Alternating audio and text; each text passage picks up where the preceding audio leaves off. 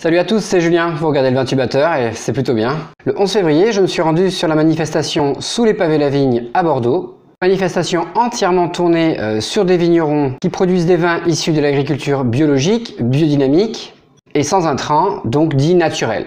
C'est un salon que je suivais un peu de loin, car traditionnellement il officiait plutôt sur Paris et Lyon.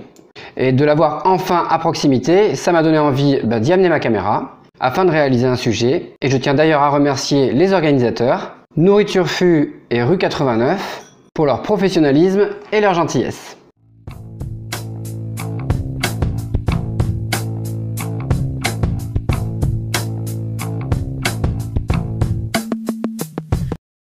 Alors globalement, sur l'organisation, rien à redire. Que ce soit le choix du lieu, les Vivres de l'Art, sorte de bastion post-industriel de l'art urbain, que je trouve complètement raccord avec l'idéologie des vignerons de la manifestation, ou bien les petites trouvailles système D, comme l'ajout des souffleries pour chauffer les salles et les vins. Ah oui, en février il fait froid. Ou encore la possibilité de participer en plus des dégustations à des colloques. On sent vraiment que tout le monde sait bouger pour réaliser une manifestation de qualité. Le tarif de 8 € est lui aussi super attractif, au vu de l'immense palette de vignerons à découvrir de France et même de l'étranger. Bref, un cadre complètement en décalage, des vignerons tout aussi décalés, toutes les conditions étaient remplies pour passer une journée pas comme les autres. Les vignerons et vigneronnes, parlons-en. Je suis arrivé assez tôt sur la manifestation pour pouvoir prendre un petit peu de temps avec eux, leur expliquer ce que je souhaitais faire, et ils ont tous pris le temps de m'écouter et de répondre à mes questions. Une disponibilité vraiment appréciée parce qu'au fur et à mesure dans la journée, le monde arrivant, je n'aurais jamais pu obtenir tout ce que j'ai obtenu. Alors pour contextualiser un petit peu, avant de poser mes questions, j'ai expliqué un petit peu mon parcours en disant que j'ai appris le vin et la manière de le faire il y a maintenant 20 ans. Et à cette époque, l'étendard, c'était l'AOC. C'est pourquoi j'avais vraiment besoin que les gens m'expliquent leur façon de faire du vin et surtout comment ils en sont arrivés là. Salut man. T'as décidé de venir me voir alors. Il en est ressorti que chaque parcours étant différent, chaque motivation pour proposer ces vins pas comme les autres étant aussi différente. Alors mon nom c'est Franck, prénom Franck, nom de famille Pascal et la région de production c'est Bergerac. Eh bien on ne pouvait pas vraiment tous les mettre sous la même bannière de vigneron naturel. Alors moi c'est Barbé Kevin, paysan vigneron, donc je fais du vin et des vaches dans le coteau du Quercy. Et c'est à Montpezat de Quercy, domaine de Laffage. Et moi c'est Manu et j'accompagne Kevin. C'est ce qui fait la force et l'intérêt de ce salon du coup. C'est qu'à chaque nouvelle rencontre, une nouvelle histoire qui sort un peu du sentier battu du vigneron depuis 4 générations, blablabla. Alors j'ai entendu des conventionnels repentis, des jeunes qui ne pouvaient pas imaginer de démarrer une exploitation viticole sans passer par le vin naturel, des trublions du village qui doivent vivre sous la menace réelle des viticulteurs voisins. Bref, ça fait vraiment du bien de pouvoir s'attarder sur des stands où les vignerons ont vraiment des choses à dire, à revendiquer. D'ailleurs, au fur et à mesure de ces conversations, il y a plusieurs termes ou thématiques qui revenaient régulièrement. On m'a beaucoup parlé de la mort de René Renoux, par exemple, l'ancien patron de l'INAO qui avait engagé, avant son décès en 2006, une profonde refonte du système des AOC.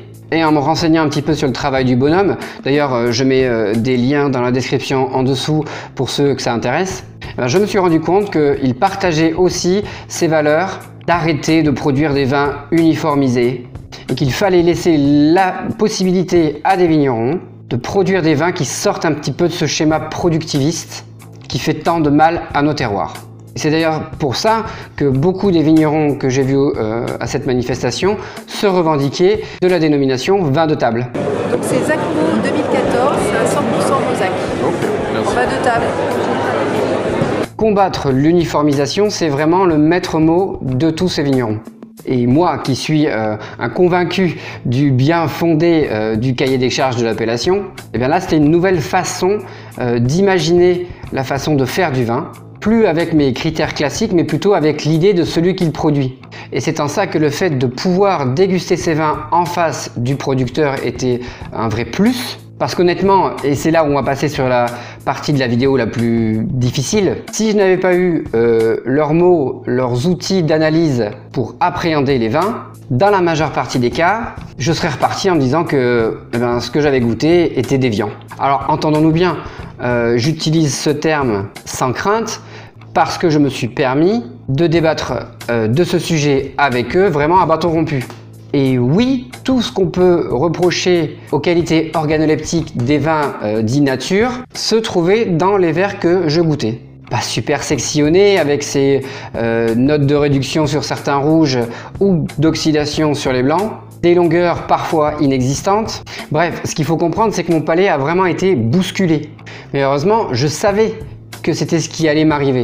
Et grâce à ce contact, à cette proximité avec les producteurs, j'arrive au moins à comprendre une certaine logique. Alors oui, je n'étais pas séduit, mais passé la frustration de me dire que c'était chez moi que quelque chose clochait, je n'ai jamais été aussi stimulé par l'envie d'en apprendre plus et de mieux me favoriser avec ce type d'arôme que je découvrais. Alors pour conclure, il y a eu des petits miracles, comme avec les frères Soulier par exemple, deux jeunes vignerons de la vallée du Rhône, dont j'ai adoré détester leur rosé par exemple. C'était quelque chose que clairement je n'aimais pas boire, mais il y avait une telle surprise à la dégustation que j'en ai redemandé. Le rosé, le rosé vineux. Et ce qui est génial, c'est que même après leur avoir dit texto ce que je viens de vous dire, l'un d'entre eux m'a pris sous le bras pour aller discuter un moment dehors. Pas pour me dire que j'avais tort et lui raison, mais juste m'expliquer son sens à lui de la paysannerie, comment se passaient les journées de travail par exemple. Un vrai petit moment de partage, une conversation complètement anodine, mais c'est ces petits moments-là qui font toute la différence. J'ai beaucoup aimé aussi pouvoir déguster enfin les vins de Vincent Bonal, domaine Pélissol, dont je suis la vie trépidante sur Facebook avec beaucoup de plaisir et d'attention. Vincent Vigneron à Bédarieux dans le parc naturel du Haut-Languedoc. Yes. De la propriété Domaine de Pélissol. Et sur sa cuvée élevée en fût par exemple, j'ai même retrouvé cette longueur que j'aime tant sur les vins et qui faisait défaut ici. Alors au moment où je tourne cette vidéo, je me trouve un petit peu idiot parce que il y avait un troisième vigneron dont j'aimais aussi beaucoup les vins et j'ai essayé de retrouver sur le site de Sous les pavés la vigne son domaine parce que j'avais pas forcément pris de note en me disant que je pourrais retrouver facilement les différents châteaux que j'ai dégustés en retournant sur le site et puis malheureusement, je sais pas pourquoi, j'arrive pas à mettre la main dessus. Donc si vous voyez de qui je parle, passez-lui le message comme quoi je trouve toujours aussi ces vins toujours aussi intéressant. Alors ce fut donc une journée très intéressante, de belles découvertes d'hommes et de vins. Alors vous l'aurez compris, comme Rome ne s'est pas fait en un jour, mon goût pour les vins nature non plus. Mais en tous les cas, ma curiosité a vraiment été piquée et je continuerai à apprendre ces vins, à mieux les apprivoiser. Et en tous les cas, une chose est sûre, c'est que sans mon passage sur ce salon, cet état d'esprit un peu conquérant n'aurait certainement jamais existé. Alors voilà, dites-moi si vous avez déjà fait la manifestation Sous les pavés la vigne, que ce soit à Paris, à Bordeaux, à Lyon, qu'est-ce que vous en avez pensé vous aussi? Dites-moi ce que vous pensez de manière générale de ces vignerons qui travaillent autrement, qui ont fait ce choix-là et qui proposent ce type de produit-là, si ça vous plaît, si ça ne vous plaît pas. On peut en débattre dans la zone commentaire comme d'habitude ou sur les différents réseaux sociaux comme Facebook ou Twitter. Tous les liens, encore une fois, sont dans la description pour pouvoir me suivre sur ces canaux. Je vous souhaite de faire de bonnes dégustations et je vous dis à très vite. Ciao!